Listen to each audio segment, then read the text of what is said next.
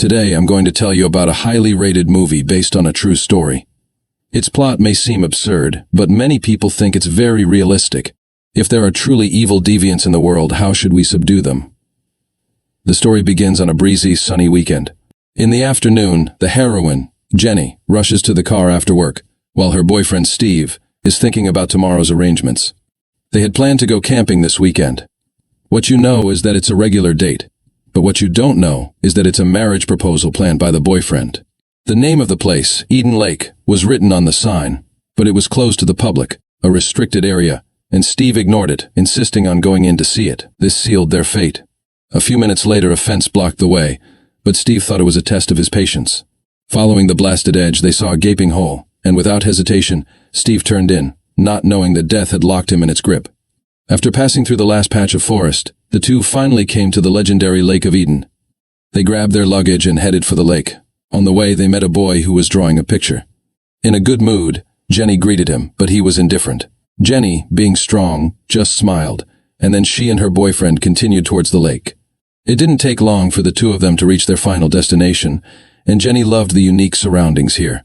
After a while, the two of them put on their bathing suits and started to enjoy themselves. But they were disturbed by the sound of noise, and at some point, some children arrived, now bullying the little boy they had just met who was drawing. At first, Steve and Jenny didn't care. They thought they were just kids. But as time went on, a terrible evil began to set in. Unconsciously, they drifted off to sleep in the lulling sunshine, but they were soon awakened by the appearance of a large dog. Jenny was so frightened that she had no choice but to go back to her room. Feeling helpless, she lifted her arms and rushed to catch up with the children who had returned, realizing that the dog was their pet. To prevent the next encounter from being spoiled, Steve decided to go and warn them. He approached them, turned down the music, and reminded them to keep their dog under control. "What are you calling her, asshole? What are you looking at? What are you looking at my face for? Go to hell." Such insults rendered Steve speechless, but he still managed to hold back his anger, not venting it. Though he was humiliated by the encounter, he wondered how he could be so concerned about the kids. Jenny suggested that they should go somewhere else to avoid letting a bunch of kids spoil the fun, but her boyfriend thought it wasn't necessary to be bothered. Maybe if he waited for a while, these kids would go away. However, it was precisely because of Steve's patience that the situation worsened. His forbearance inadvertently led to increased provocations, including one from a fierce-looking boy who not only looked at Jenny through binoculars, but also took out a bird and publicly humiliated her as she left. After seeing all the unfriendly behavior, Steve tried to stay calm and waited for all the kids to leave. At the same moment, a car approached and grunted, as if someone was peeping into the jungle. But on closer inspection, there was nothing out of the ordinary. At that moment, Jenny didn't take it seriously, and of course, she didn't know that danger was near. So the two of them started celebrating the sweet evening, but Jenny still felt uneasy.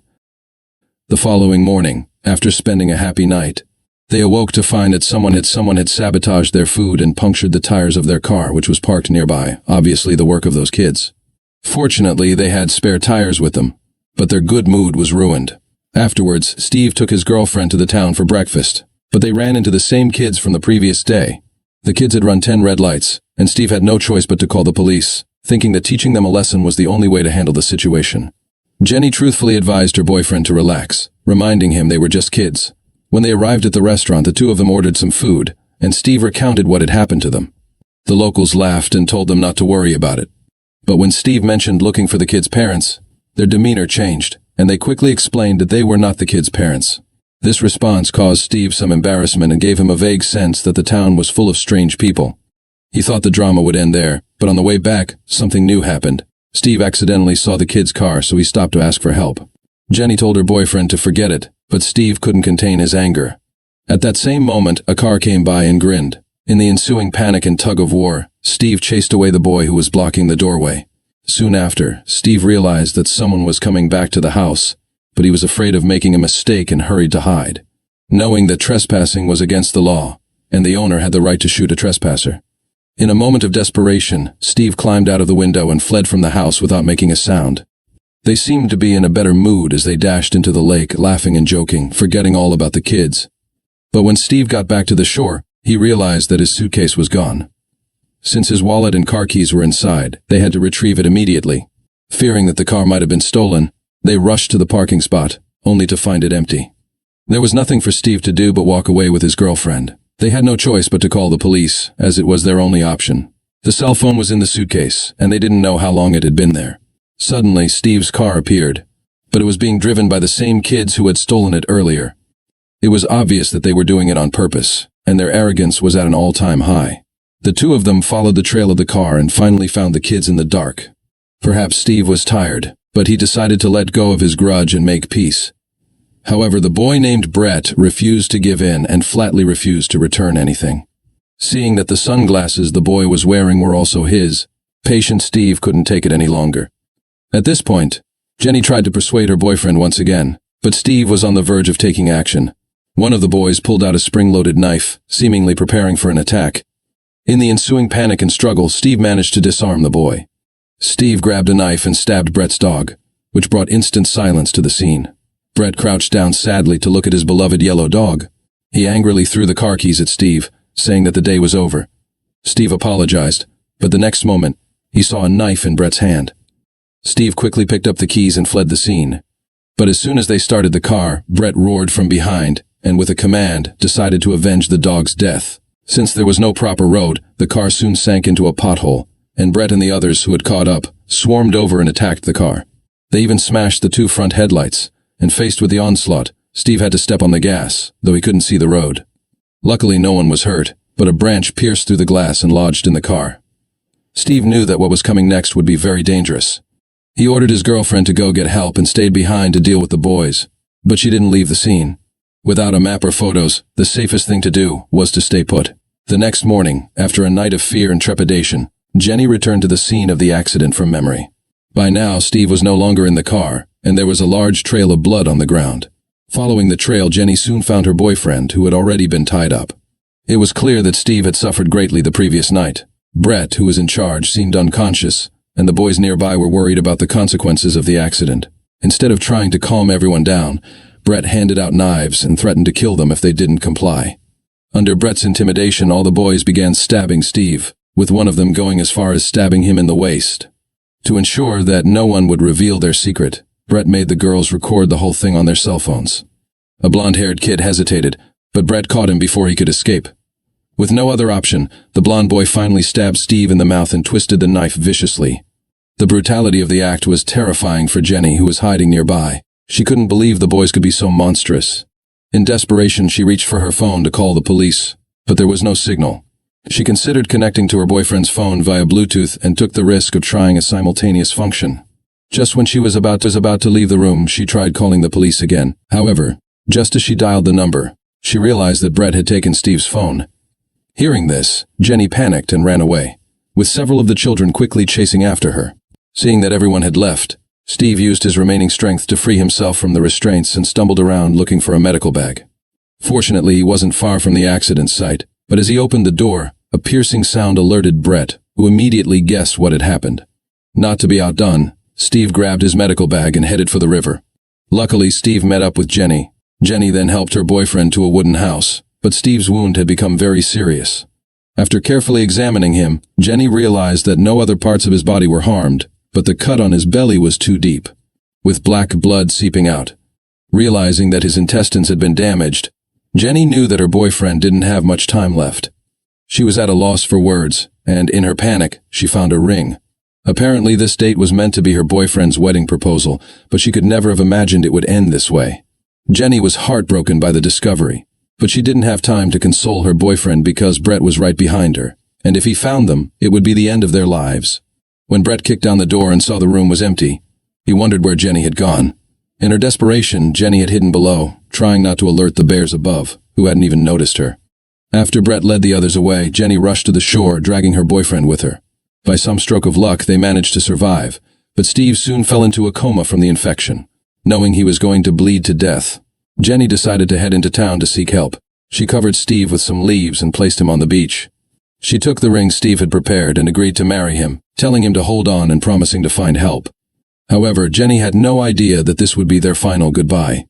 Following the direction she had come from, Jenny soon saw a signpost, but because she was running too fast, she stepped on something sharp and cried out in agony.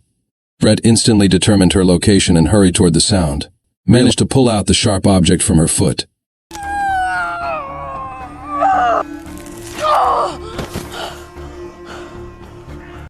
After pulling out the nails, Janine continued on her way, but encountered the boy who had drawn her picture.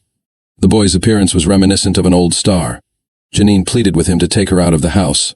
After a few moments, the boy agreed and led Jenny to a shortcut. Then Brett and the rest of the group saw the boy, who had apparently sold Jenny for her picture. When Jenny woke up, she discovered that her boyfriend had also betrayed her. Upon waking to the splash of cold water, she realized her boyfriend had been captured by them as well. Tragically, Steve was dead, but there was no remorse on the faces of the others. Brett then forced Nanami, the painter, to ignite the gasoline. Within moments, the flames spread quickly, surrounding both Jenny and Steve. All of them were overwhelmed and heavy-hearted. Yet only one of them had the courage to return to the house, while another boy found the strength to go forward. But Brett was thrilled. It was at this moment that the fire accidentally snapped the ties. Jenny seized the opportunity, grabbed a flaming stick, and kicked over the oil drums, creating a wall of fire. She turned and ran deeper into the jungle. Brett, enraged, jumped to her feet and grabbed the painter boy, threatening Jenny. He claimed that if she didn't return, behave, and accept her fate, he would burn the boy alive. But Jenny wasn't swayed. Knowing these children were no longer innocent, they had become monsters. With the painter boy's screams, Brett acted. Fortunately, Jenny soon found a map showing the exact path to the town. Before she could catch her breath, Brett appeared close behind her. Desperate, she dove into a trash can. Brett, who was nearby, failed to find her but discovered the map, though there was nothing more for him to gain. Jenny guessed the direction of her target's escape. When she climbed out of the dumpster, she was covered in filth and quickly squatted down to pick up a piece of glass from the floor. At that moment, the yellow-haired kid spotted Jenny. Though he didn't look threatening, he approached to offer help. In her tense state, Jenny's subconscious reacted violently, and she attacked him with the glass. With a determined strike, she killed the yellow-haired boy. As night fell, the returning bears found the body of the yellow-haired boy, and some of them were genuinely frightened. One of the larger boys wanted to leave the game, but he was met with furious insults from Brett. Brett even went so far as to attack and kill his own partner, leaving the rest of the group stunned. Brett's actions showed he was clearly unhinged, and it seemed his next move might be to run away with his strong and healthy girl. The situation was spiraling out of control, and no one was safe. Meanwhile, Jenny used the map to find her way out of Eeden Lake. Fortunately, a passing driver kindly helped Jenny get back to town. However, she soon realized that the driver was related to one of the bear kids and needed to return to the house first. Fearing that her identity would be exposed, Jenny jumped into the driver's seat and took off. It was her only chance to survive, and she knew any mistake could be fatal. As she drove on, a familiar figure appeared in front of her, and without hesitation she ran straight for the door. Perhaps due to her distress, she was mistakenly abandoned by someone. At that moment, a party was happening in the courtyard next door, and no one noticed the accident. It wasn't until Jean appeared, limping, that everyone realized what had happened. She was finally rescued, and the kind-hearted villagers so simple and honest. It seemed the ordeal had ended there, but in truth, a new nightmare was just beginning. A woman answered a phone call, and her pet dog suddenly barked. Looking around for help, Jenny noticed the dog's name was written on its bowl, and some of Brett's photos were on the wall. She quickly realized that this was Brett's house, and the people who rescued her were his parents. Jenny was filled with dread but pretended to stay calm, ready to leave the house. As she tried to quietly make her exit, the group forced her to hide. Feigning illness, she rushed into the bathroom, a closed room with no way out. Collapsed on the floor and overwhelmed by desperation, she found a razor to defend herself. Then Brett's voice echoed from outside, and the air became thick with violent tension. Brett had become something twisted, and Jenny was now caught in the role of the victim and the aggressor. Soon enough, the door was slammed open, and Jenny staggered into the guest room, a lamb awaiting slaughter. Any explanation or resistance was pointless now. The group fully believed Brett's version of events, and naturally, they agreed that Jenny was the true murderer. They should have known their own children's behavior, but who would dare question it at this moment? Without delay, Jenny was dragged into the sanitary room, her screams echoing through every corner of the house. Meanwhile, Brett returned to his room, pulled out his mobile phone, and calmly deleted the video of his crime. As Jenny's screams grew weaker, Brett put on Steve's sunglasses, an almost imperceptible smile appearing on his face. And so, the movie ends, a story that leaves you feeling utterly hopeless. Even more horrifying is the fact that this tale is based on true events.